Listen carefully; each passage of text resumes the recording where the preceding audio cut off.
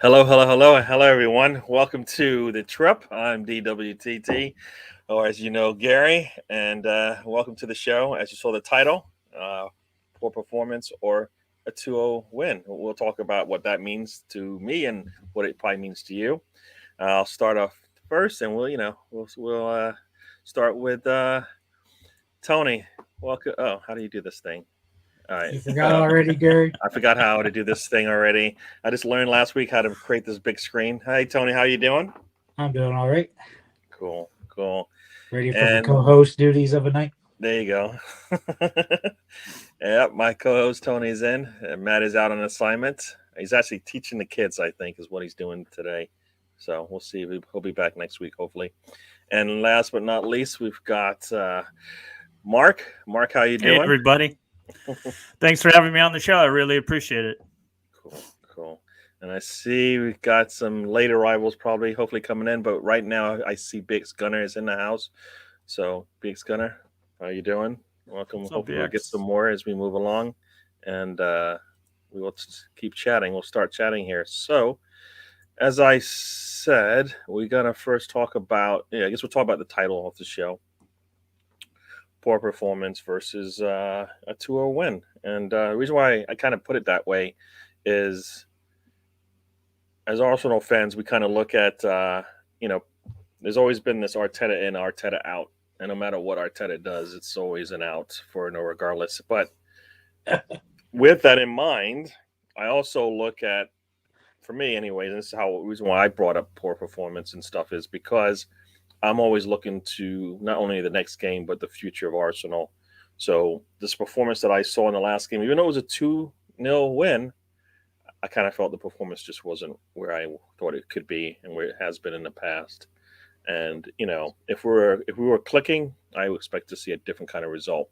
I'll take the 2-0 win, of course, because it's a clean sheet and we actually scored goals. But in general, I have my concerns with the performance.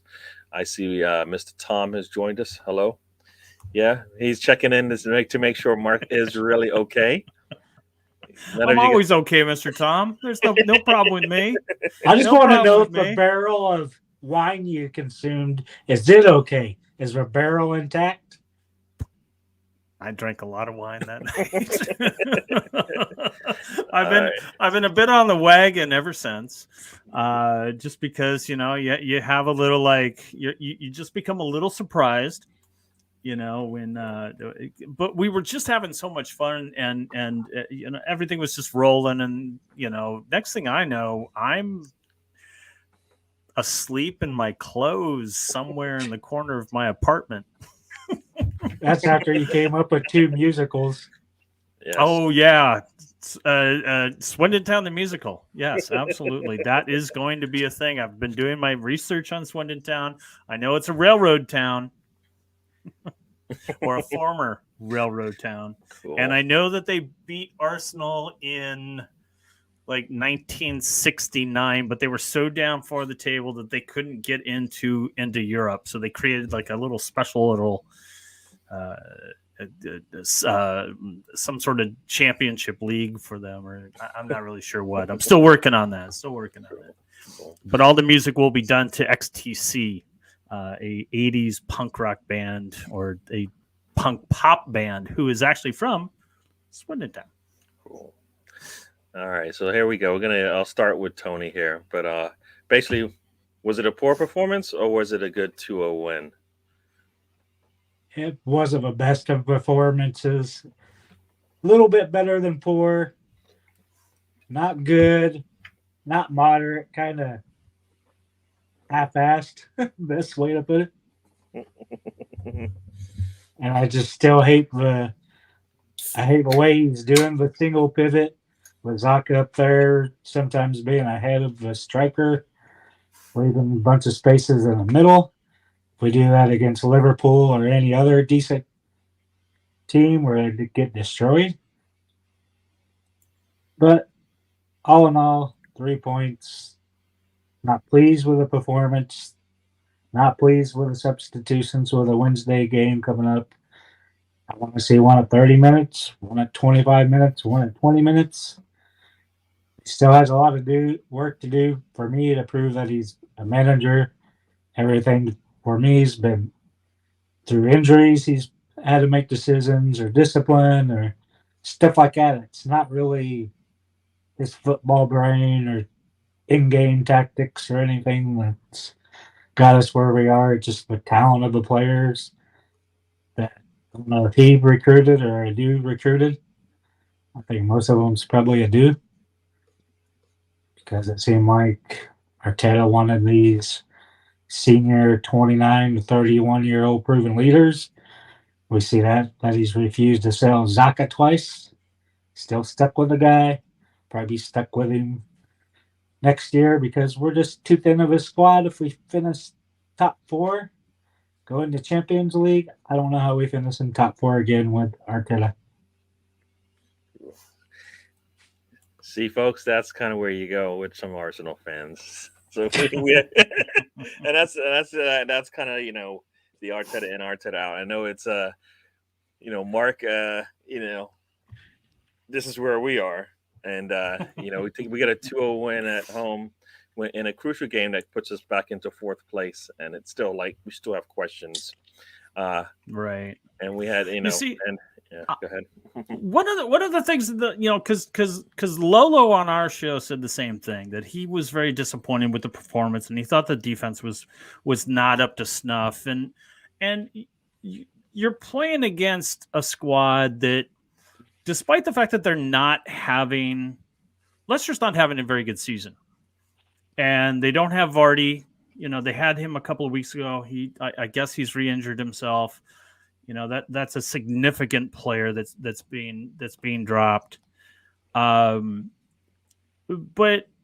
in this particular case, I thought you weathered the storm well. I mean, Ramsdale played well. Ben White played great. Cedric and Gabriel played decent for you back there.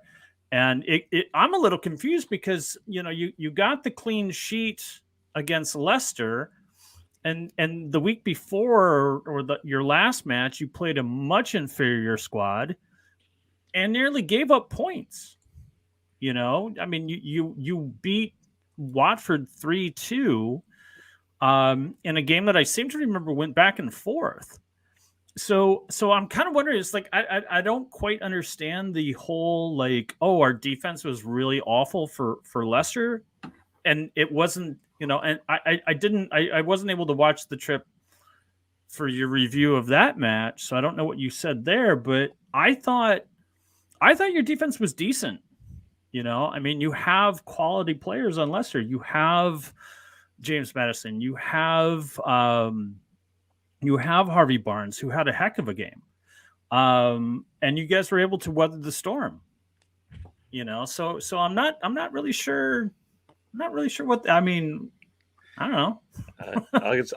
I will. I guess at least I'll say my piece on that, and maybe Tony will have something else to say on that. But yeah, the difference in the two games, and like you said, Watford was worse in terms of the scoreline because, like you said, Watford isn't anywhere close to where Leicester City is in terms of what we think of them as a quality team in the league. Leicester they had opportunities. They didn't pan out for them.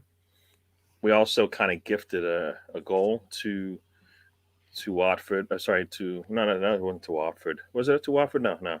It would have been because you guys got a clean sheet against Leicester. Yeah. So it was a week before. No, it was a week before. That was to Wolves where we kind of gifted a goal. But in the Watford game, we're expecting to come out there and be able to blow them away, right? That was at the time the easiest. I kept saying the easiest game we're going to have to play, and we kind of looked like we played.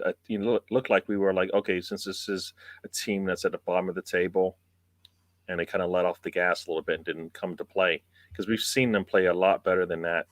And I always, we always go back, in time and look at some of the games where we have performed pretty well. And we're like, well, if we can get half of that, then we should be able to have no problem beating a team like Watford and not necessarily have to come back like we did there and have it go back and forth like it did. I mean, we needed it to be kind of clean, right? No stress, but there was stress with that game, right? Similar to like the Wolves game beforehand, stress as well. And we're like, you know what? You can't gift goals, but we did show heart and come back. Watford, we were able to hold on and to beat them, but we kind of did let off the gas a little bit there as well. Leicester City, they had opportunities, they just did not finish, and that's kind of where we got. I think we would say we got lucky there that they weren't able to finish the game, finish their opportunities that they got, and it was a little too easy for them to get those opportunities as well. We needed to stop them before they even happened sometimes, and that's kind of my thinking as to why the thought is that against Leicester City the defense didn't look so good, and then also with anticipation to the next game, and that's the next game is a true test. Once again another big test for us against a top three team. Top probably second or third team in the world, right? Some would say, and I'll let Tony kind of talk about that as well. But in regards to why a lot of us probably weren't too happy with the last game and the way we played. It's kind of been the last 3 or 4 games since we started playing Zaka further up. The defense has been more vulnerable because you don't have somebody coming back and filling up the holes. It wasn't quite as much of a problem this time because there's only Tierney storming up the field. You had Cedric staying in place so he could slide over, which is easier to do. But if you're to play as a single pivot, have Party stay in place, instead he nearly gets a damn hat trick when he's supposed to be staying back playing defense, which doesn't make sense, but that's Arteta and his weird hybrid tactics that I don't know if he just makes them up as he goes along, because it seems like he's trying like 3 things at once, and maybe this is working for a minute, then he switches to something, and it's not working, then he switches again. It's just the players look a little confused on defense. The communication hasn't been as good. To me, Ramsdale had a good game this time, but the previous 3 or 4 probably his worst ones for us. Gabriel looked poor as well. I think the brightest spot on the defense yesterday was Ben White. Plus, Ramsdale's great save there, but Ben White had one of his better games. Still don't think I would spend 50 million on him, 90 million on our defense, because we definitely need a clinical striker. We could put these teams away, but good thing about the last, 8-9 games since Uba's not been in the team is we're shooting the ball. We're shooting over 20 shots a game. Like that. Be great if we had a clinical striker, but we don't. Should have looked at Martinez in the summer, but hopefully we go with for Latoro this summer. But all in all, just not good enough on defense. It's mainly because of the way the midfield structured. I'm not going to blame it on the defense. It's just the way they're structured. They're structured to fail. It's kind of like Arteta kept insisting with Uba for 18 months as striker when it didn't work. You've seen the previous December that it worked with Lacazette and Smith Rowe. Went away from it. Wasn't starting Lacazette at all this year. Martinelli wasn't getting any time. In they come. In comes the goals. In comes the shots. So, offense looking good. Defense is looking suspect thanks to the midfield. Yeah. I think the kind of the things that you went through there, the things that stand out, and that's kind of where we are as a team is our consistency and the fact that we're still young, not only on the pitch but actually on the sidelines as well, as far as Arteta goes. So every inconsistency on the field, we're going to get it, and that's for me one of the things that was concerning about the game was that once again Tomiyasu wasn't fit to go. I believe he was close to actually getting onto into the squad, but they said he's just not ready, which is a good sign. Which I mean, hopefully he'll be ready at the least, maybe for the Villa game. I don't think we need to bring him in for the Liverpool game. I think that in any situation, as far as like Tomiyasu, you guys are holding down.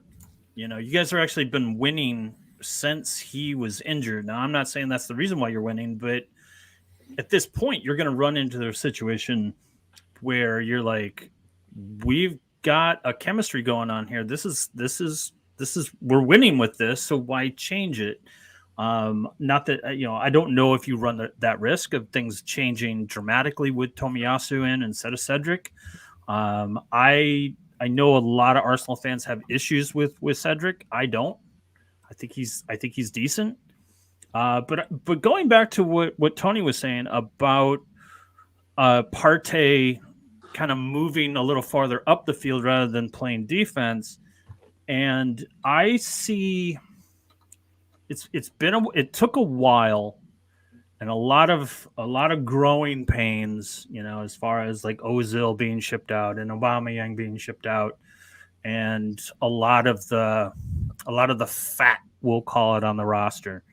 And now we're seeing the roster that Arteta wants, and it's becoming more and more and more consistent. And one, I might compare it a little bit to what the Wolves are doing. The Wolves set things in the back, they set things in the mid, and now they're working on the front. And the big mantra for Bruno Lage has been trust your defense. And I think that's what Arteta is asking of Arsenal right now, is trust these guys that are back here, because they're doing a hell of a job, which has allowed Partey to move forward, to allow him to have shots on goal, to score a brace or near a brace in this last match. I mean, shit, he could have had a hat trick. And it's because you're trusting the people behind you to allow yourself to move forward. And I think that since that defense has shown itself, that Partey has been great for you guys. I would not complain. I don't think he should just be playing defense, because it's working. He's moving forward. He's getting shots, and these are shots on target. Yeah, he's been great since he came out to the media and said he was a 4 And if out of I'm 10. an Arsenal fan, I'm like, finally. I'm like, finally, the 50 some odd million, 35 million you paid for him 2 years ago. He's no longer getting hurt. He's healthy, and he's staying healthy. And one of those reasons why is he doesn't have to defend. People can come out of him and he can pass off the ball rather than him having to go after the ball. True. And I think that's a key of him staying healthy. Yeah. But I'm a Wolves fan. What do I know? I hear you. And let's get into the chat real quick, because I see we had some of our fans join us a little bit after we had started. So we'll get into that. You got Why Not Sentiment has just joined us. Base Gunner, I guess, was here earlier and then returned. So welcome. Yeah, Riddy is here. There you go, Riddy. How you doing? I see. There was somebody else. Oh yes, the Assembled has joined us.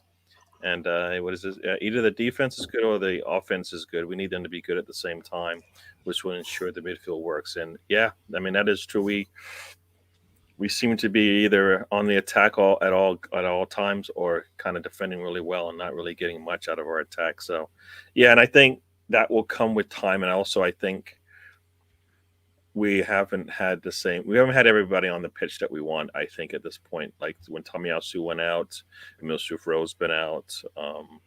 We've had Martinelli have to come out. All of those things, I think, attribute to our form not being what it was. So we don't have, right now, I don't think we have the depth where we kind of lose somebody and we continue to get the same form that we had before. So yeah, I think that's going to be one of your biggest issues is once your fixture starts to condense, when you're making up all those wonderful games in hand and you're playing like 3 matches in 6 days, you're going to run the risk of someone a la Partey getting hurt. But, I'm sorry, man. It's just like you've got Martinelli running up one side, you got Saka running up the other, and you got Partey running up in the middle. You have a 3-prong attack. What more do you need? And you got Lacazette just like kind of waiting. He's like, I'm here. Remember me. Yeah. And I think defenses for other teams are just like, where's it coming from? Because we just don't know. Because not only do you have those players running up the side, up left and right, but they can pass the ball and drop it on a dime. I mean, Saka can cross, Martinelli can cross. Yeah, no, I hear you. I just want to say one last thing before we continue on. I know Ray from the Arsenal Fan Circle has joined us, and I think that's it for those who have joined us. So we will continue on. And yes, we're talking about Partey. And, for me, not only are we talking about Partey, but I believe we're also talking about Partey and Erdegaard. They both are playing really well for us. Really good for us right now.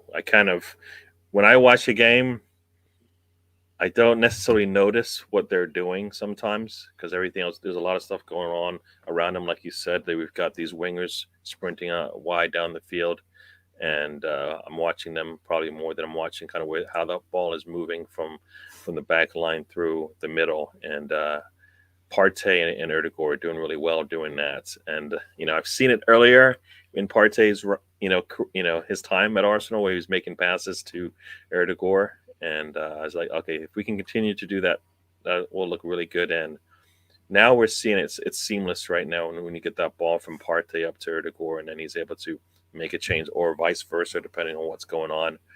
I mean, the one thing it's done by those two playing the way they have is that it has, for me anyways, shown even more, put a bright light on, I don't know, I guess I'll let Tony, Ray's not going to like this, but we're going to get into it anyways. Kind of our other, essentially, middle player that's playing up there in front of Partey, one, Xhaka Granit, and, I don't know what you have to say about that, Tony, but I'll let you go. Yeah, to me, I'm like Mark. I like Partey up there attacking, but as the way as Arteta has it set up, he's supposed to be the holding midfielder. Then you got Xhaka floating up past the strikers, past everybody, and it just he has to be more consistent instead of these hybrid formations, and she's switching between offense and defense. But I'd like to see Partey and Odegaard being the box-to-box guys, carrying the ball up straight up the middle, because we haven't been able to do that.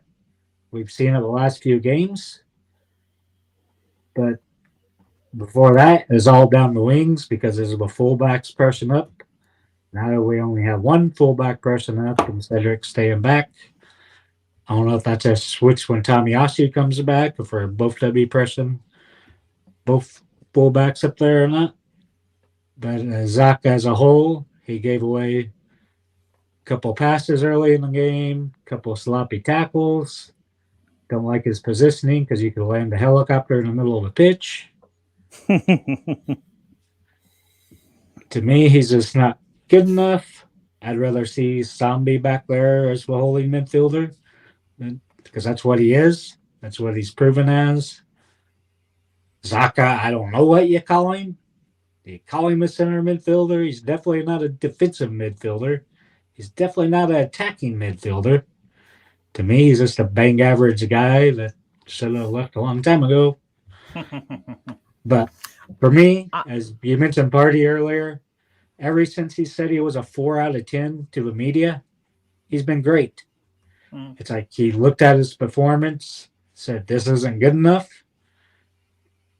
lifted up his balls, been playing balls out since then, got everything together, it's clicking.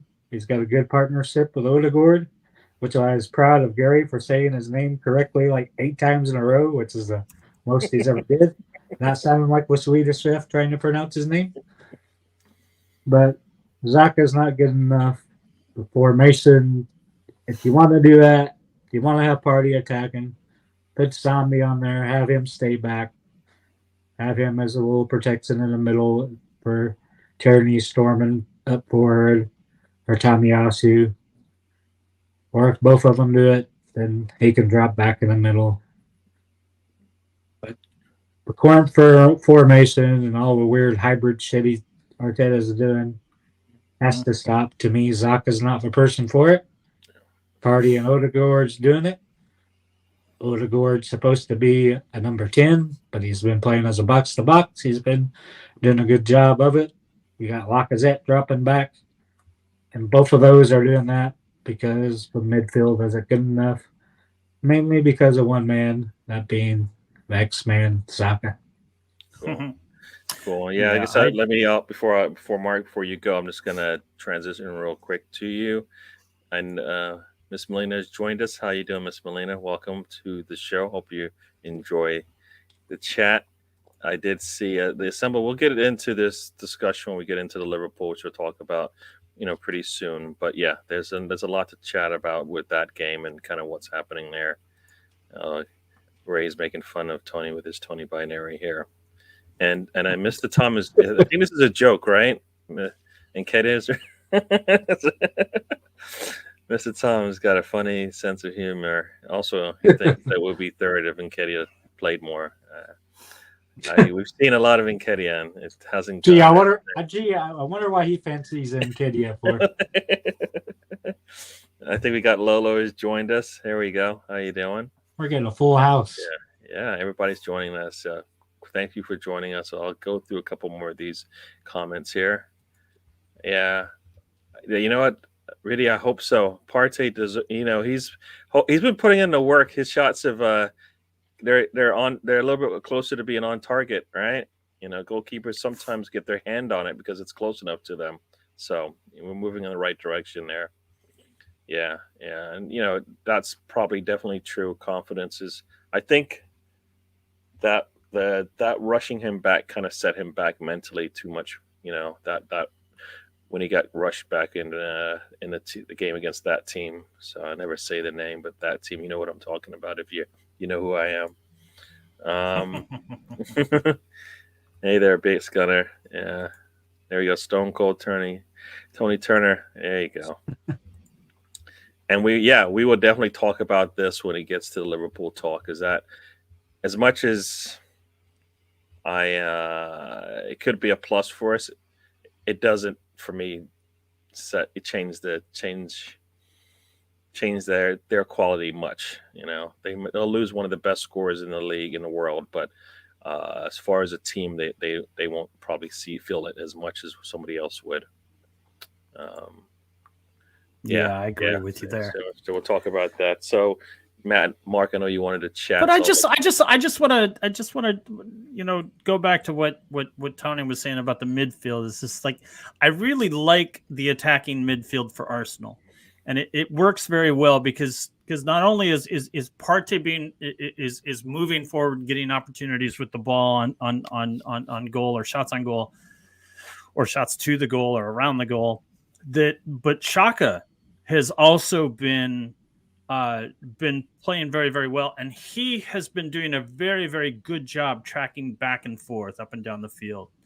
And so I wouldn't change a damn thing when it comes to the Arsenal midfield, barring injury or barring a silly red card, which I would like to point out that not only did you not get a red card, you didn't get a yellow card. You guys did not get a single card against Leicester, and you guys committed only 2 fouls. And BX says that confidence breeds good play. I just think good play is contagious, and these players are starting to see good play around them. They're like, well, I want to play good. I don't see who's the other midfielder you guys signed this year? Lakanga? Yeah. Yes. He ain't seeing the pitch anytime soon. That was a waste of money as far as I'm concerned. As long as Xhaka and Partey can stay healthy and play as well as they do. I don't want them hanging back. I want a full-fledged frontal assault on any team that I come up with, because it's called discipline. Since when did Arsenal have discipline? They never have discipline. There's They only ain't no one. discipline. There's only But one this was a player good one. that gets a discipline talk. There's only one player. This was a good one, and I do hope it continues. Like I said, good play is contagious. But I want to see Arsenal just go balls out and dare people, because again, it does come down to trusting those behind you. You trust your defense so you can go forward and know that these guys are going to give you an opportunity to get back if you need to, because they're going to hold things down. I mean, I hear you on the trusting the players around you, and the player that used to be in front of that defense is now further up the pitch, right? It used to be Xhaka back there, and that scared us a lot. Partey back there, I think, it makes us feel a little bit more confident that things will be okay there. So I think that's, you get your best players, they can play anywhere, right? We talk about Saka all the time, right? He can play anywhere. You just put him on the field. Partey, I don't think he's in a preferred position, but he's quality, right? So he's doing what needs to be done, and he can do it. In a preferred system, maybe he doesn't have to do it as much, right? If we get a true CDM there and let him kind of push up even further, that just help us out even more. But that's why Arteta goes out and looks for certain players that are necessarily versatile and are willing to just do whatever the team needs, and that's what we're getting out of him. So I'm enjoying that. And what we're gonna, I guess before we start talking about Liverpool, we talk. You kind of give us your little synopsis on how Wolves did. I know since playing us has not been fun. Let's just say that has not been fun. You did. No, it wasn't fun losing. Yeah, there's a lot of different ways. Yeah, I was going to say you responded differently to both losses. One, you went on a streak of 2 wins, and the other one, you didn't go on a streak of 2 wins. Yeah. I mean, it happens. I definitely feel that, look. I have said it. I have said it about Arsenal beforehand, where you guys start playing the big boys. You start playing City, Liverpool, United, or Man United. Y'all don't do very well. Y'all get your butt kicked. And this was me. When I looked at it, this was me saying that this is a benchmark for us. If we can beat Arsenal, we know who we are. And that question didn't get answered. But I will say that we didn't get our asses kicked as much as we could have. Whereas, when, in the case of like an Arsenal playing their benchmark teams, they get beat 4-0, 5-0, 6-0. We got beat 1-0 and 2-1 and held a lead in the second match 80 minutes. Not good enough because we didn't get the points. We got fuck all. But having time to reflect upon it, it's unfortunate that we lost Semedo to injury, and we're going to lose him for some time. And his replacement Johnny was not quite ready. But I guess in the past, last year, when a player got hurt and we had to put somebody on, we'd just like, ew, fuck, that guy sucks. And now we don't say that, because Johnny has been. He's been very, very good the last couple of games in a replacement for Semedo.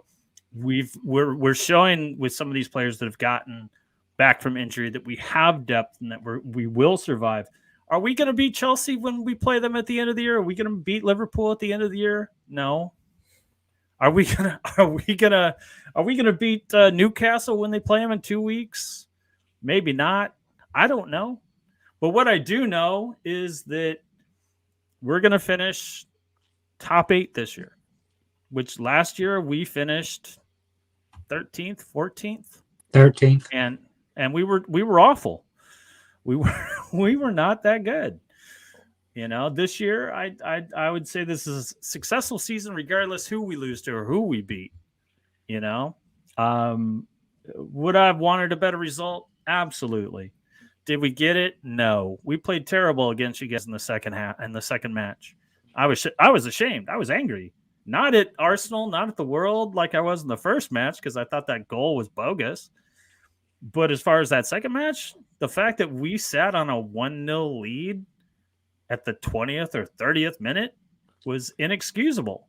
And Lodge was pissed. He was like, what the fuck is this?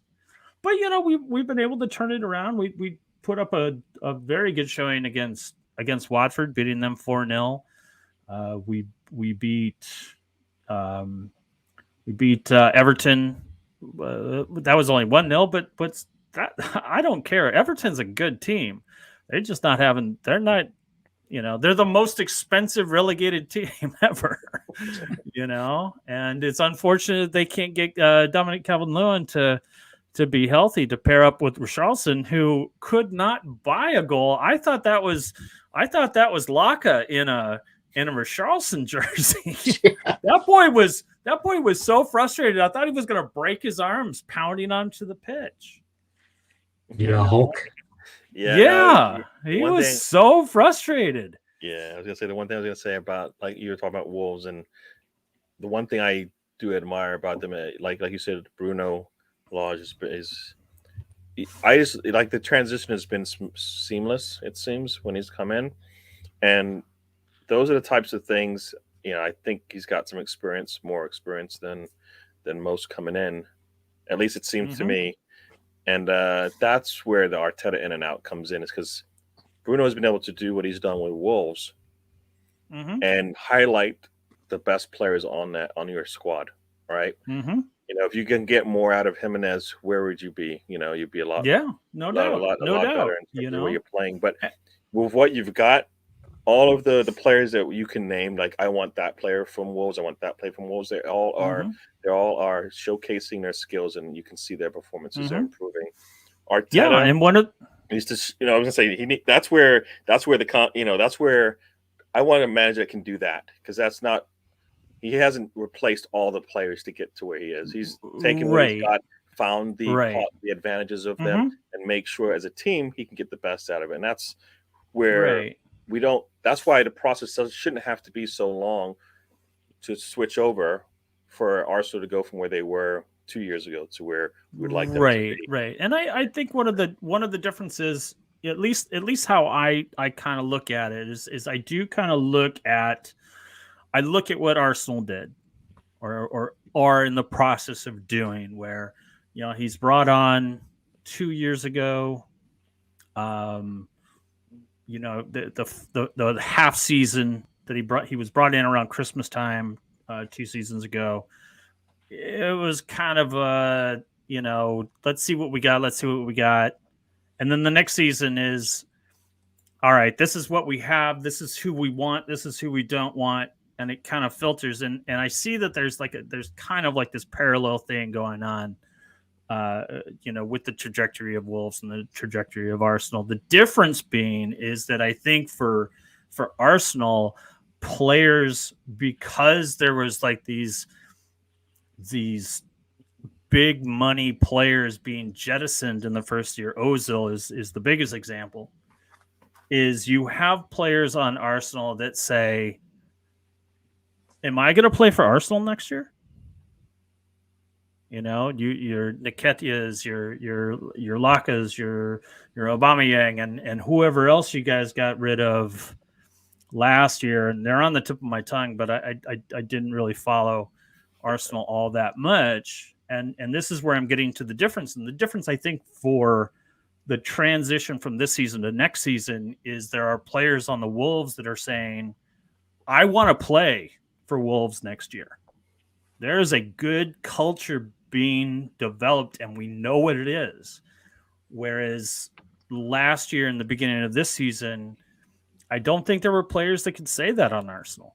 They're like, am I gonna stick around? Are they gonna send me out on loan? Are they gonna, ship me out to Barcelona?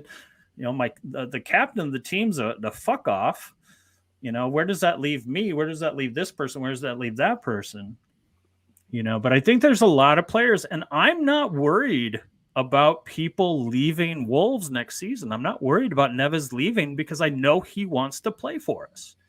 If we don't make it to Europe this year or next year. And I think Laj and Neves are going to look at each other and go, all right, where do you want to go? Because you deserve to play in Europe. So where do you want to go? And we'll make it happen, because we can't make it happen for you. We want nothing but the best for you. He said that in his post match yesterday. You know, he's like, he's going to be great whatever happens. He's got a great career ahead of him. That tells me it's just like, all right, I got one more year with you at best, unless we can do well. Yeah, and I see the way you're talking there. That is what Bruno Lage brings to your team, right? And yeah. People want to play for Bruno. Yeah, and that's not what we're seeing from Arteta right now, and that's what I think a lot of Artetas are like. Outs would be like, that's kind of what we're looking for, right? We're looking for something like that. And before we transition to our next set of games, I'm just going to let Tony speak, and then we'll move to the next. I know some new people have joined us. Why Not Sentiment has joined us. So welcome to the show. I think that might be it. I think you guys have just been going back and forth chatting. Oh, yes, Luca has joined us. How you doing, Luca? Welcome to the show. And we will continue on. Tony, I'll let you just finish up on this discussion. We're kind of going through the team and the managers and whatnot, and then we'll get into the next game, because I know we have a lot to talk about there. First, I'll start actually with Nuno, because I know Mark likes watching games. What were your thoughts of seeing the total domination they had against City?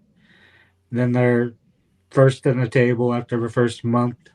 You guys lost all 3 games. What were you thinking at the time? For me, we lost 3 games to Leicester, Tottenham, and somebody United. else on United. I think United. Did we lose? No, I don't think it was United. Here, let's quickly look this up. I'm just going to look this up. But I know we lost to Leicester in the first game of the season. That was a 1-0. We lost to Tottenham 1-0. It was United that we lost to 1-0. These were games that we were in, and so, and at the same time, I'm watching Arsenal lose 4-0, 5-0, 3-0. And so to me, as someone who was like, we've got a new manager. We have Jimenez that we don't know when he's coming back. I don't think he started, or maybe he did, but he's facing a brand new system with a brand new coach and brand new players around him. A lot of young players. It's a brand new system, but we were holding our own defensively, and I knew that sort of trend, 3 1-0 losses in a row, was not something that was sustainable. And that I knew that the goals would eventually come. And you guys, look, in Philadelphia with the 76ers, they were told to trust the process. Arsenal, you had Arteta saying, trust the process. I was willing to trust the process, Were we going to be relegated? No, we're far too talented of a team to be relegated, especially with the likes of a Watford and a Norwich. And, at the time, Southampton getting rid of all their talent. Southampton got rid of Ings and they got rid of Vestergaard. I wasn't worried about going down, but I was worried about, where, how we were going to do, how we were going to get there. And Lage did it right. He started in the back, got those guys tight. Kilman couldn't get a sniff last year, and he's been phenomenal. I mean, if he's not named to the English national team, there's something wrong, because he's been that good. Not as of late, since honestly, since the beginning of the Ukrainian war, because his mother's Ukrainian. He's got a lot of family in the Ukraine. He's certainly worried, and it shows. But he got a little bit of rest, and he played much better in the Everton game. Certainly on a couple of situations, totally cut off Richarlison on what I thought was going to be a sure goal. But Lodge started in the back, move to the middle. I think we have one of the best midfields in the league. I mean, and certainly one of the best midfielders in the league in Neves. Everybody wants him. Can't have him. And BX Gunner, just to point out to you, I don't know if you read, but we just signed Neto to an extension. He's with us till 27, so I don't see him going anywhere anytime soon. But now it's just a case of working with the front, but unfortunately injuries have kind of gotten in our way. Hechan has been an example of somebody that was supposed to be paired with Jimenez, and he had that hamstring injury. He was out for a couple of months, and now he took the knee to the back of the thigh by Vanderbeek, you bastard. And he's going to be out for a couple of weeks at least. So the work has been kind of stalled, but I'm very happy, and I'm very curious what is going to happen next season. I don't see we selling anybody off. We've passed through our penalty with the financial fair play. Our owners have forgiven like $120 million of our debt. I think we're going to have money to spend, but more importantly, the team is going to have another season, another off season to congeal and get better. And hey, let's not forget, man, we sent Morgan Gibb White out to Sheffield United, and he's been ripping it up. He's got like 4 goals and 8 assists this season, and we're going to be getting him back, and that's gonna really add some depth to us. So I'm very excited. I'm very excited. Cool. Tony, you have anything else you wanted to ask? I know. Yeah, I was just asking what he thought about like Nuno, way he played City, how good Spurs started. You want to talk about Bruno Lage and how they're playing right now? Because Nuno, they weren't playing so good underneath him. You want to go back to all the night? I'm talking about how he started off with Spurs. Let me tell you what I said about Nuno Santo at the preseason. We had a show. We do shows at the beginning of our season before the season starts, and we have our predictions. And one of the things that we talked about was managers on the hot seat, and there certainly were a lot. And heading into the season, Ollie was one. He's no longer around. My prediction was that Nuno was on the hot seat from the beginning of the season. And the reason being is that, and I equated it to a prom date or looking for a prom date. And the Spurs were looking for a prom date, and everyone said no. Yep. He was like our ninth choice or whatever. And then Nuno was looking for a prom date, and everyone said no. And then Spurs and Nuno kind of looked at each other from across the room and said, you going to the prom? No. You going to the prom? No. Should we go together? All right. But, if I meet somebody, I'm going to, probably leave with them. Well, yeah, I guess that's expected. Sure. And that's what happened. Neither of them wanted to get together. Neither of them wanted to work together. Nuno did not want the Spurs. The Spurs did not want Nuno, but that's what they ended up with. And you have 2 months into the season, and look what happened. But I will say this: Nuno did pretty well with Spurs until the first 3 weeks, until Harry Kane got fit into it. Yep. And I think that it just because Harry Kane didn't play those 3 games or all the month of September when Nuno won all those games and was manager of the month for September. Harry Kane comes along and Nuno is just like, I don't need him. I don't want him. I don't need to fit him in. I'm doing well. And I think the upper said, yeah, we're not getting rid of him. So here we are. And fuck, I mean, Harry Kane didn't do fuck all until January, and now he's lighting it up.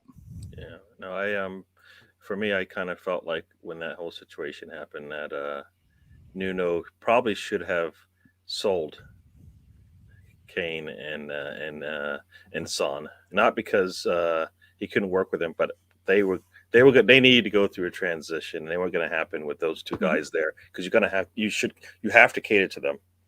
Nuno's a different type of manager, and if that's the case, you should cater what you're going to do in the future to him, right? And he probably doesn't need a Kane to be successful. Yeah, Son is really good, but we're talking about the monies that you're going to bring in without having to go. You could probably bring a lot of money in and still get the players that you wanted. Because I look at Wolves now, and I'm like, that's Nuno's team to some degree. To some degree, but not much transition that was required at the time. Different coaching, of course, has probably got a little bit more out of them. But there are players that couldn't get a sniff under Nuno. Yeah. Kilman could not get a sniff, and he has started all but one game this season and has been great, so much so that Gareth Southgate is looking at him. Ike Niori couldn't get a sniff, and he's a regular starter on the wing. These are players that are succeeding within a system that within Nuno's system, they were going to go elsewhere. And I'm very happy that they stuck around, that they were willing to be there. Very thankful. Yeah, and we are getting. We've been talking here for about 50 minutes, so I kind of want to do. I do have one last thing to say since Ray brought it up. Oh boy! He wanted me to mention my predictions of our two games versus Wolves. I said at the most we'd get 4 points, but I thought we'd probably get 1 point. I was scared of Wolves for months before it got to it. I was thinking you guys would put in at least one win. And you really should have had one win. I think a lot of people looked at that the two matches, and Arsenal fans were not confident, and Wolves fans were not confident. And I do believe that the scores reflect that. It was nothing. Like I said, the further I get away with it, I'm not ashamed of losing to Arsenal 1-0. I'm not ashamed of losing to Arsenal 2-1. It would have been nice, but in the end, what I don't like is losing the double to Crystal Palace 2-0 on both of them. That's a game that's the matches that I'm like, fuck. Yeah, but look what they did against City. They got 4 points against City. They're a tough team. They're a good team. They were great against City today. All right, so and I know no points don't get you there, but whatever. Yeah. Anyway, let's move on. Yeah, so let's move on. Yeah, so talking about City, and we're talking about top teams, kind of who will be battling each other for that top spot. Liverpool sitting, I guess, 4 points back now, game in hand. We'll show up. They'll play the game tomorrow, and they will be looking to get the win to keep City close to them. Salah will be out, is my understanding. He didn't practice, and he's probably going to be out this game, which it means they will play down a man, but still they are a quality squad. So they don't I guess they got to play Jota. Yeah, and or Jota, Firmino. Jota loves Arsenal, so I hate that move. But at least that means he doesn't come in late, so if we can manage through for about 60, 70 minutes with him out there, hopefully that means he won't be able to stick it to us late in the game because he'll be either coming off or just be tired. So, so we'll get into Liverpool. I know also Wolves are playing Leeds, so we'll talk a little bit about that as well. But we'll stick with Liverpool now. Coming into this 3-game stretch, I was happy with 4 points. I was going to be happy with 4 points, no problem. The more we talked about it, the more I was like, well, we definitely need to get 3 points. The only way we're going to do that is probably to guarantee is to play the best squad we can in that first game. And we did that based on the availability of our players, and we got the win. The scoreline looks better than I think the way we performed. If we perform like that against Liverpool, I think we will have a really, really tough time because, as Leicester, as depleted as they were, they still were able to threaten us. And if that's different players coming at us with red shirts, I guess it's not even going to be red shirts, right? Because we are home. So whatever color they decide to put on, it's going to be a struggle. So, Tony, what's your first thoughts on the Liverpool match? My first thoughts is, can Arteta have COVID again? Because we look great against City. I thought we should have got points out of that to start the year off with. I just want us to go in, attack, move everybody forward, trust the back four, trust Ramsdale, and see what happens. If not, if we lay back and let them have a ball, try to play countering attack, or they get destroyed like we did the first time. 4-0, might be 5-0 this time. Who knows? Yeah, I don't think we are that squad that played in the first 3 games of the season. Definitely not because of the personnel. We are not that squad, hopefully, that played in January when we played Liverpool and City and where we played. We know that we need to play with 11 players. Hopefully we know that. And we know that we can come back after being a goal down. So there are a lot of tests that we've gone through since, I would say for the new year anyways, that should hopefully have put us in a situation where we have answers. We have hopefully the belief that we can get something out of it, regardless of whether we go down or not. Whether we know we can play with 10. We don't want to play with 10. We played both Liverpool and City with 10 players, and we actually played okay. But you just can't take that. That's just not a plan that you want to continue to proceed with.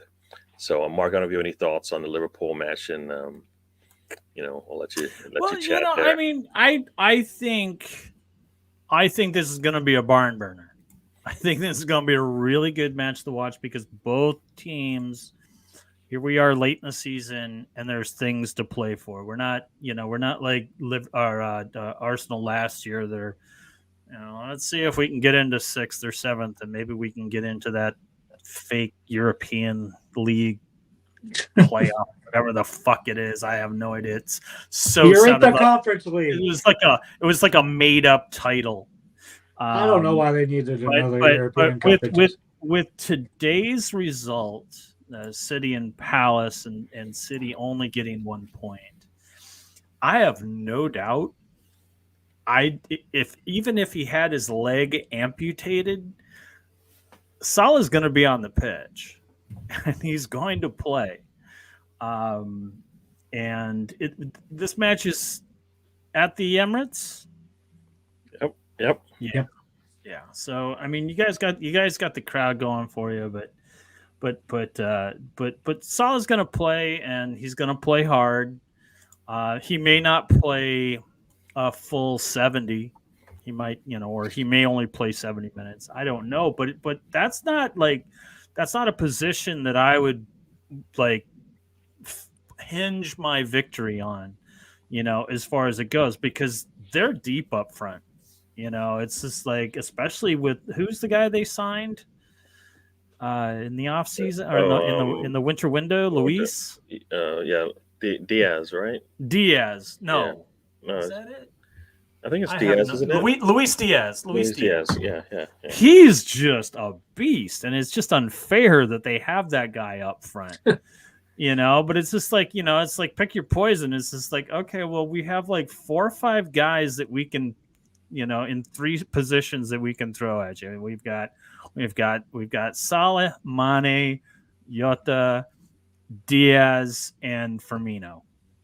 And I know from and the funny thing is that Firmino is the odd man out, and he's really good.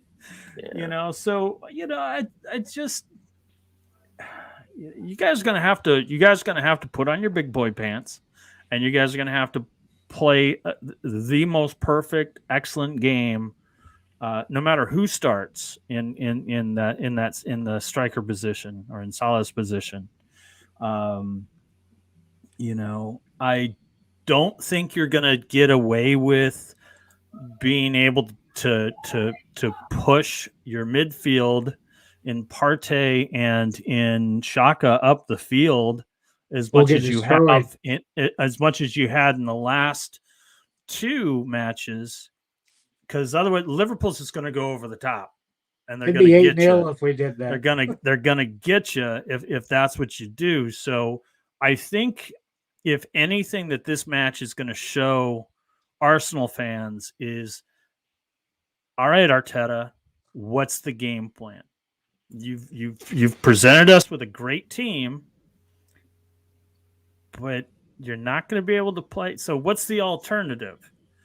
You know, what's your backup plan? What's your plan for Liverpool? Because if you provide a very good game plan for against Liverpool, you have a chance.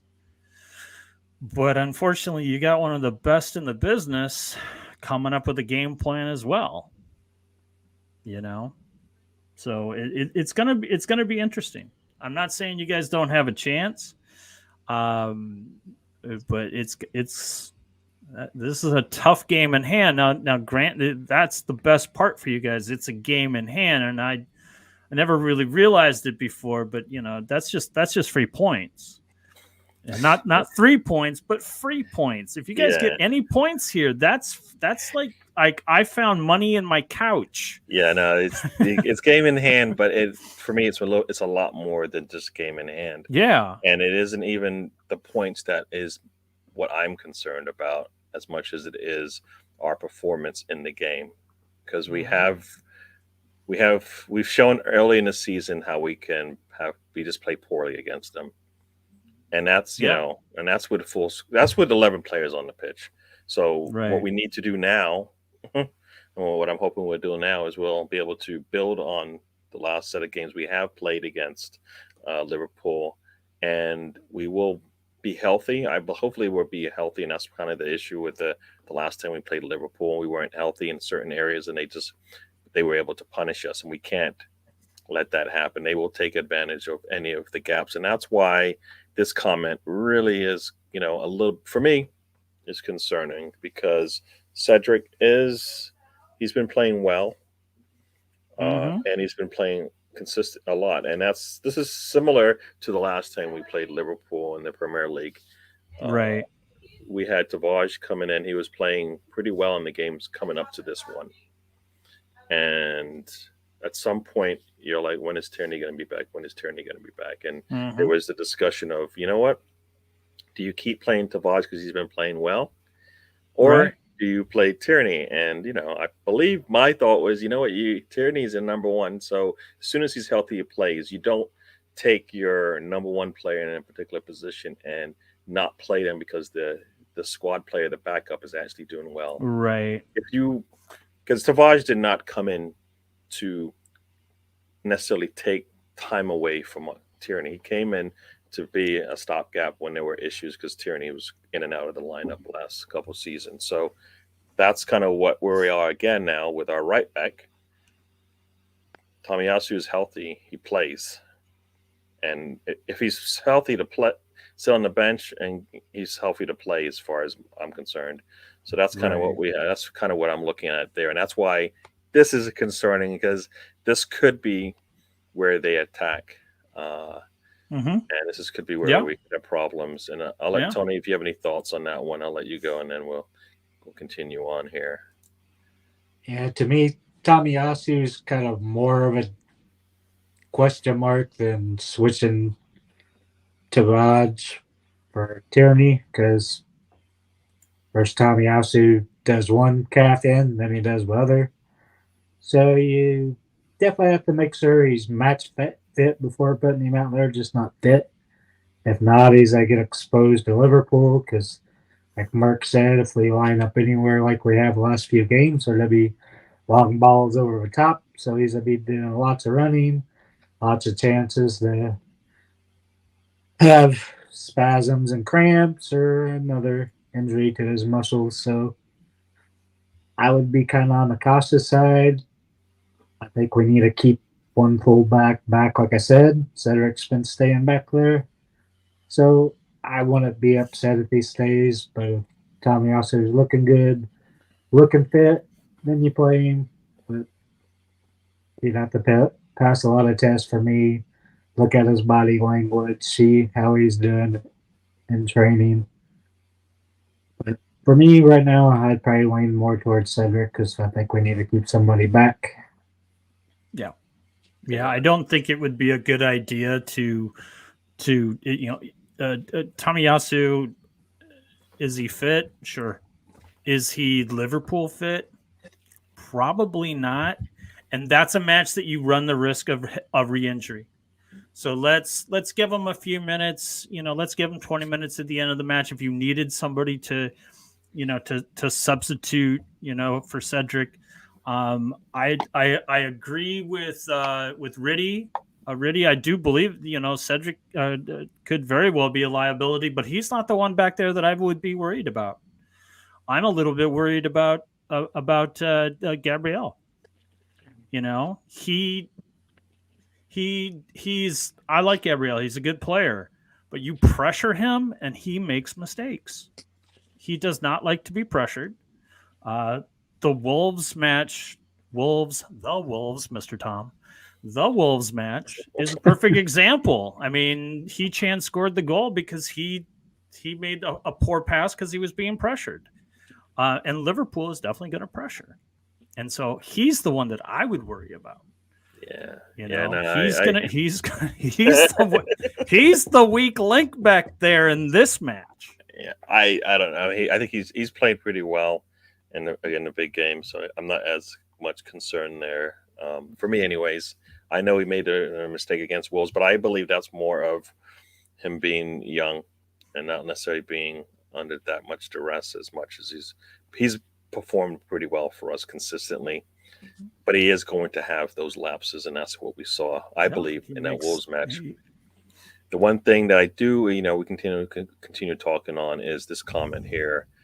We want to get them out of their comfort with our pace and passing, hopefully frustrate and force some cards. I don't know about the cards, but definitely we should be able to frustrate them. And we have shown on our day that we can frustrate the big boys. We did that against City, and for a half they weren't happy with the way that they were playing because they probably never played that way before, and it was because of what we were doing, and we need to be able to do that again. So whatever, this is where Tony comes in with maybe Arteta needs to sit this one out, but whatever we did in that City game where we brought in Albert, Stu, as I like to call him, it would be nice to see us, play that way and play with our competition, play up to their quality, and whatever we're planning to do it at our utmost. Hopefully in the film room this week, he's played that game, showing Arteta, hey, this is what works. Let's copy this. You never know with Arteta. Hopefully he listens to him. Hopefully we go out there and attack. If not, I think we'll probably get destroyed by him. Yeah, you guys keep bringing up that City game, and I recall that it was Gabriel that got the red card, in that match. So, I think Liverpool has the pace to keep up with you guys, and I'm a little worried that because of the way that you guys have been playing, as far as your pressing midfield and them going over the top possibly, is y'all going to end up getting frustrated and kind of maybe even losing that discipline that you've been showing the last few weeks. And that's going to hurt. That's going to hurt if somebody gets a red card for you guys. Well, and that's the problem with that is where the longer we play without a Xhaka incident, the higher the risks are that there will be a Xhaka incident or a situation as we call it here. So that's it's gonna blow any minute. And that's the same thing you're gonna see with like a Cedric. Yes, we can play him. Hello Ben, welcome to the show. But Cedric is good. He brings you something totally different, right? Than Tomiyasu, and he it's more offensive for him. but we also need him to be able to play defensively. And what Tomiyasu brought was a little bit more solid, he solidified that defense for us, which is what we needed on that right side because we hadn't had it in a very long time. We don't have it as we have. Cedric's been good, but Tomiyasu, of course, has been better defensively going forward. That's where he's going to have to either, build on that or change, or we'll see if the formation changes later on as we go through this. So, yeah, this is Jota is definitely a problem for us. But yeah, I think lots of items to deal with in this game because we've kind of, like you said, we have done it all. Came out at Anfield, played well for about 20, 30 minutes, gave them an end. They took it and never looked back. Right. 0-0 draw, we playing with 10 men. We're able to keep them out. Then we played them and we're not 100%. Tomiyasu comes back and they blow us away when, we can't hold on. But yeah, you're talking about my guy Gabriel in that game. Once again, there was a Jacques incident, and after that, we kind of lost our way, So I want to say that was the trigger, not necessarily the reason why it should have happened, but that definitely happened in that game as well. Right. So lots of different things to play into that, and since I do have you on, I do, and I had Tom on last week, Mr. Tom. Sorry, not Tom. I call you Tom.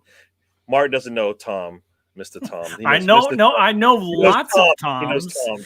I know lots of Toms, but I only know one Mr. Tom. Mr. Tom thought I should know who Thomas was. I just hope that y'all can withstand just the sheer barrage of shots that Liverpool puts out. I mean, I think they had like 25 against Brighton. They had 22 against West Ham, even though they only scored one. I mean, they come at you and come at you and come at you, and you guys do too, but not to that extent, And we have lately. I think Ramsdale is going to be very, very busy. Hopefully, he catches more. I'm tired of all his punches and slaps out. He can do whatever he wants because he keeps the clean sheets. He wants to stick his ass out there and block a ball. You're more than welcome to do it, as far as I'm concerned, because he's doing quite well. It will be telling in the game, and you'll know it right away as to how much time Liverpool spends inside the box. Yeah, and that's how, like I said, that first game at Anfield, how it played out. We kind of frustrated them in that first to start the game off, so it looked really good for us. They weren't getting anywhere near our goal, anywhere near our attacking third, anywhere near our box. And we need to be able to do that. I know that was not a good way to say that, but no, not at all. I was just fine. Yeah. Mane, I could see if Mane was at Arsenal, it would be I don't know how that would work out with Xhaka. So I just kind of feel like that dynamic there would be a problem. I wouldn't want him. I wouldn't want him. No. You've been developing these players, and all it would do is just like piss Saka off because he's a young kid and he would be put out. He's like, here I am. I've been brought up to the academy. I've done all the things. I've stayed healthy. I've drank the Kool-Aid. And then, we're going to bring this guy in, this internationally legend, Sadio Mane, and you're going to be his understudy. It's going to be the Pepe situation where it's just like where Pepe was like, why the fuck did you pay me all this money to be here so I can play under a 19-year-old? I mean, that's one thought, but I also feel like we don't need these players right now to be where they are playing as much as they are, because they wouldn't be doing that if you look ahead 5 years from now, when the Sakas and the Milsroof Rose and the Martinellis are in the 24 and 25-year-old, they would be in a situation like you're saying where they would be playing, and Arsenal would not be bringing in a player to take their spot, and that's where we are. We have there's a gap. We don't have the players in that have actually played professionally for a while Mm-hmm. and can get a game out, and the youngsters can build their way into getting into the natural rotation and getting their performances. So that's kind of where I see it. And I think it's there's an age dynamic, there's an age gap there. You know, Mm-hmm. you got your Partes and your Lacazettes, right? You got your Partes and your Lacazettes on the older end, showing the kids how to do it. But you don't have as many of those 24 to 28-year-olds Right. showing starting and actually or coming in and be able to not necessarily press but show the way as well. We don't have that either. So Right. that's where we're lacking. These young kids are playing a lot more than they probably should, especially Mm-hmm. like years down the line when we're talking about they're wearing themselves out, and like why are we going through injuries now later in their careers when they should be performing at their top level? Right. Because when they Right. were younger, Yeah. they were playing extra, and that's kind of that's my concern of where we are. Because I can, like some people have said, we might see players leave. It might be positive in a sense that it might be because we are transitioning into a better structure as far as Mm-hmm. Mm-hmm. our players are concerned, and they might be wearing out. And you might see Right. as a team and go, you know what, that's okay if I'll let you go. It sounds like a silly thing to do, but in the long term, it'll be better for us as we continue this Right. progression to a team that will consistently compete. Right. So You that's think kind of, you think Laka's coming back? I'm okay with that. I'm okay You with okay with him I'm leaving or I'm with okay him with coming? no, I'm okay with Lacazette staying. For Yeah, me, but do you think he will? I don't know. Well, I think Arsenal can afford it if they wanted to keep him, and if they see what he brings. So Right. But I I'm could. just saying his contract is up, Yep. and But so he hasn't does he? re-signed with anybody yet either. So No. But Yeah, I'm just wondering if he's going to be willing. If you think he's happy with his role, and if you think he's going to come back. I yeah, think he just wants with 2 years guaranteed, then he'll stay. yeah. But as Gary was saying, yesterday was Saka's 100th game under Arteta, which was the first player to play 100 games. He shouldn't have been playing that much. He shouldn't have been playing in the League Cup, FA Cup. And yesterday, with a midweek game coming up, he should have played 60 minutes and been subbed off for Pepe or Martinelli. Mm-hmm. And just Yeah, I don't. The player I don't see wanting to come back because he just doesn't get any playing time is Nketiah. I think he's his contract's over anyway. I think he's So. well, yeah. I mean, his contract is up after this season. Lacazette's contract is up after this season. But of the two, the one I don't see coming back is Nketiah. He just doesn't get any playing time, and he wants it. So he's gonna I'm gonna go somewhere else where I can play. Yeah, I definitely agree with Eddie. I mean, I definitely agree with the thought that Eddie should have left already Mhm. if he wants He to should have went play. to Palace and we should have got Yeah, I think he wanted to stay because of the money. Edward. Yeah. So How he and ever got on 70 grand a week is yeah, just boggles my mind. and I don't understand why they didn't just pay him. So pay whatever the difference to let him go, because they didn't get what they want. They're not getting a striker because they kept him. Yeah, So we what could have difference does paid it an make? extra 20 grand or whatever the difference in salary that Palace was willing to pay.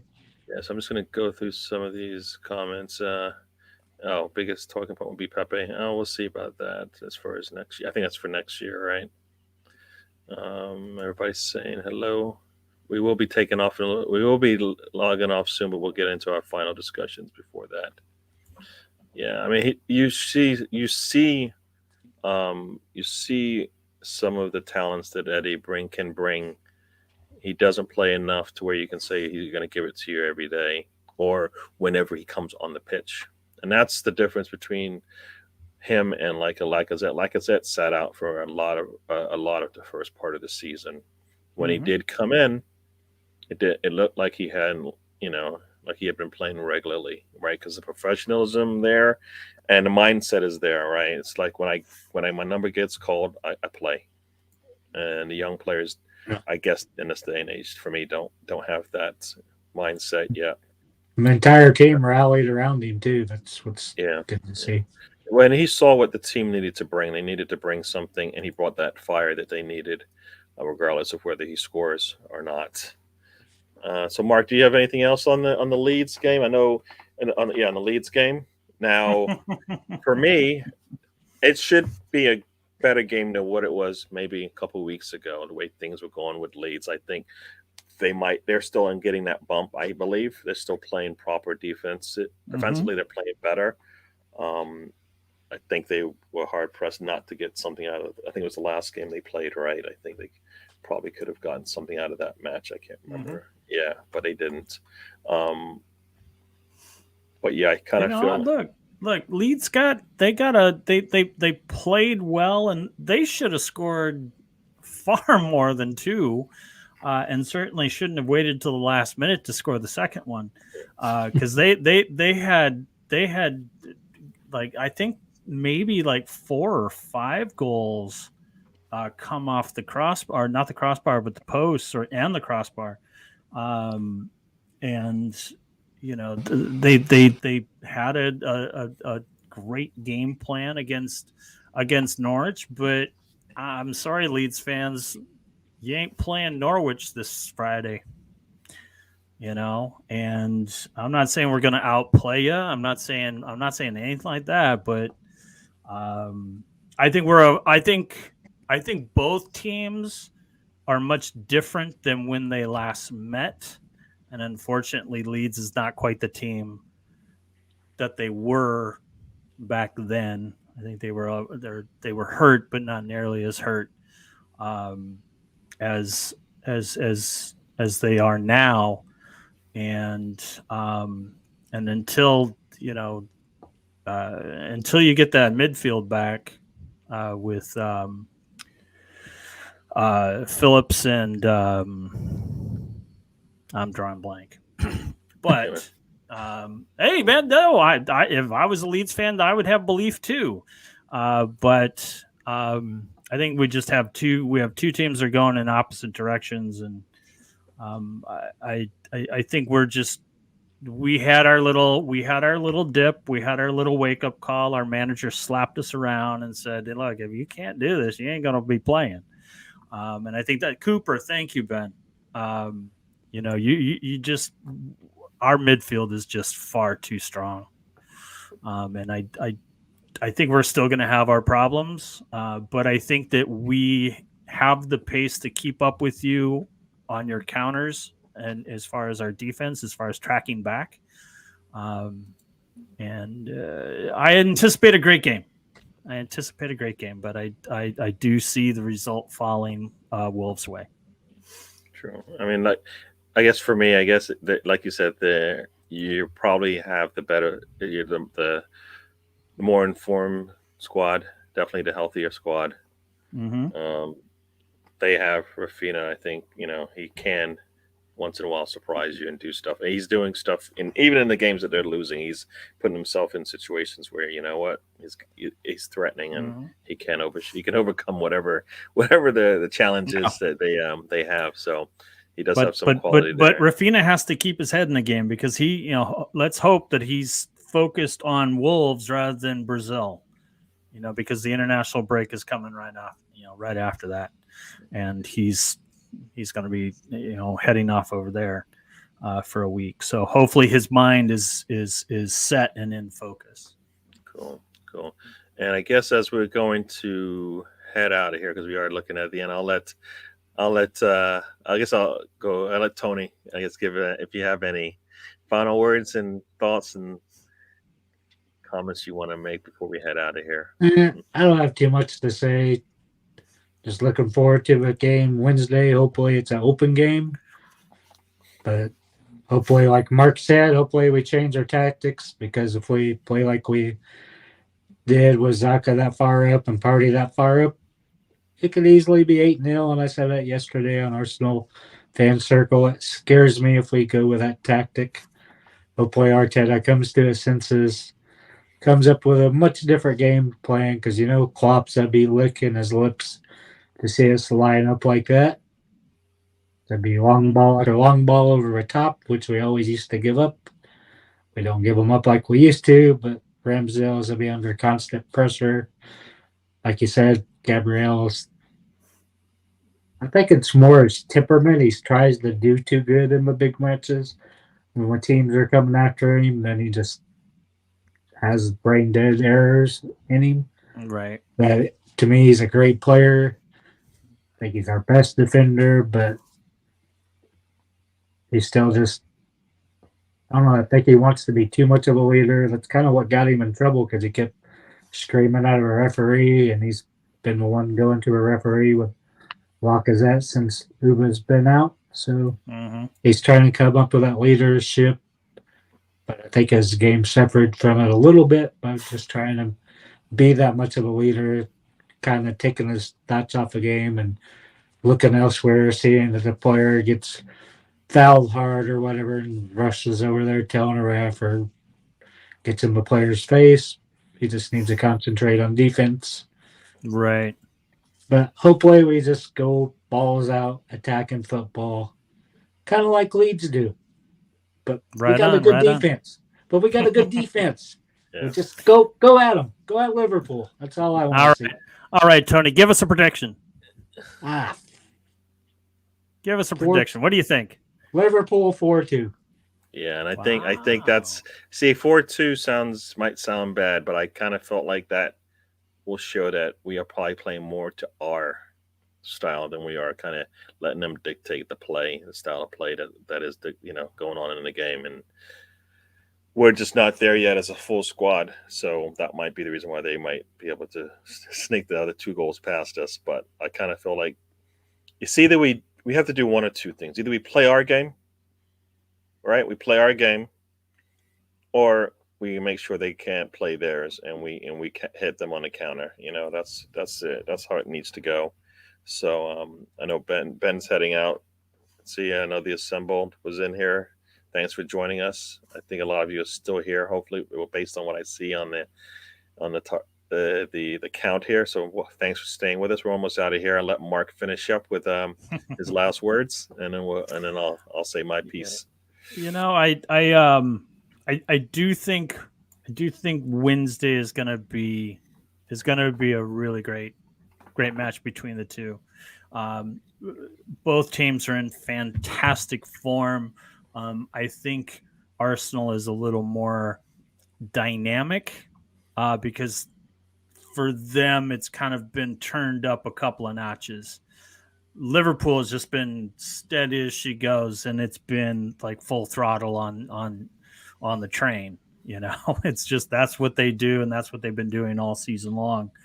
And like I say, Arsenal has been turning it up in the last month.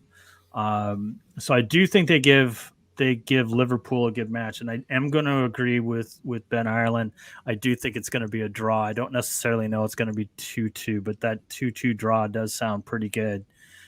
So that's probably where I'm going to go. And if to have that game in hand and have it be some free points, getting one is going to be just as good as getting or it's going to be a good result. If you get one, if you get three would be great, but I don't think you'd scoff and turn your nose up at getting a single point on a draw.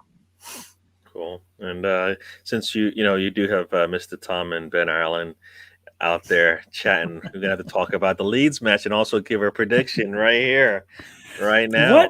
What else do the Wolves do? It's gonna be 1-0. It's gonna be 1-0 Wolves. 1-0 to the Wolves. And we're gonna the word of the day for Leeds fans are gonna be damn it, because they're gonna just get and they're gonna come at us, and we've just got that lockdown defense that we're gonna we're built for it. So bring the attack, because we can withstand it and do well. I don't, although it's very Wolves to have that end result. A la the last time we played Leeds, the second time we played Arsenal, where we got worn down because you can't play defense like that forever. you know. And in the Leeds match, we were playing defense, and you guys got the penalty at the end to get the draw. Wolves are up to like the 82nd minute, and then you guys drew, and then in stoppage time with very little time left, you guys get the points. But it's because you just can't play balls out defense forever. Eventually you will get bit. But I don't think in this particular case with Leeds that you don't quite have that firepower to consistently go at it. So 1-0. 1-0. It sounds 1-0. And I'd like to say thank you, everybody, for joining. I guess my final thoughts are, yes, like I said, this 3-game stretch, I was happy with 4 points, but the way we played and a lot of the talk right now, I want a performance tomorrow. If we're able to get a point out of it, 3 points, I'll be really happy. But I actually really, I've always had this conversation about performance versus results. Long term, you want performance because you can build on that. Short term, you want the results, but you hopefully have that performance coming, and we have performance right now. So I want to keep that going. I don't want to lose what we've been consistently building up, where we can play a certain way and still get something out of the match. And we can build on that, hopefully. And, last game, we kind of took a step back in one area, and I like to see the defense get better. We're going to need it. So, hopefully, we're not talking about Cedric. We're not talking about Gabriel much, but hopefully we're talking about what Saka is doing, what Gabriel is doing, and maybe Milsufro, depending on who starts. But I like to see Saka maybe show up and score in one of these big games, because I know the big teams, or most teams, will like to punish him and knock him down. And I'd like to see him be able to, not necessarily stand up, but take it to them and actually get a goal and, punish them for trying to put something on them. So, yeah, that's what I'm hoping for. Hopefully a really good game tomorrow performance-wise. That should hopefully give us an opportunity to get at least a point out of it. And I hope that's the case. So we'll see what happens. And, Excellent. We will, for everybody, we will see you next week, same time. Tony, before you close off here, I just want to ask everyone, if you're not doing anything in an hour, you can head over to On the Stoop with Lolo on our YouTube channel. We're going to be doing a 10 o'clock Eastern time show. We're going to review the whole week. Definitely talk about Arsenal, Leeds, Wolves, and today's match, City versus Palace. So if you're not doing anything in an hour, 10 o'clock Eastern time, which is way late over across the pond, and much earlier if you're over on the West Coast, please join us. And you can slag Lolo and I for I might be half doing hour, a little huffing and puffing. 45 minutes. That's it. I might be puffing at that time. We'll see. Hey, there you go, man. There you go. But we'd love to see everybody there. Yeah, and as you can tell, I'm still a little bit new at this. So, I did not give my hosts enough time to share where you can see them and where they will be soon. So, sorry, but thanks, Mark, for sticking it, putting it out thank there. You for having me. This was great. I love being on the show. I love the trip. So, yes. So, we've started with Lolo, we've got with Mark, and we've had Mr. Tom come on. Ben Ireland is out there in the chats. We are the Stoop crew, or as the Stoopers, or whichever part of the group you are. Happy to have you with us. But yeah, so I like to leave you with my favorite, my favorite words. Life is a journey. Don't waste the trip. Enjoy the ride. All right, thank you, and we will see you. We'll see you next week, same time, same place. After we got 2 more games coming up, Liverpool and we'll see Mark in an hour.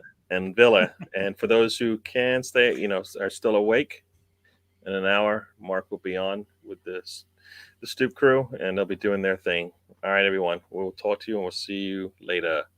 Peace. Right. And we are out. Good show, guys.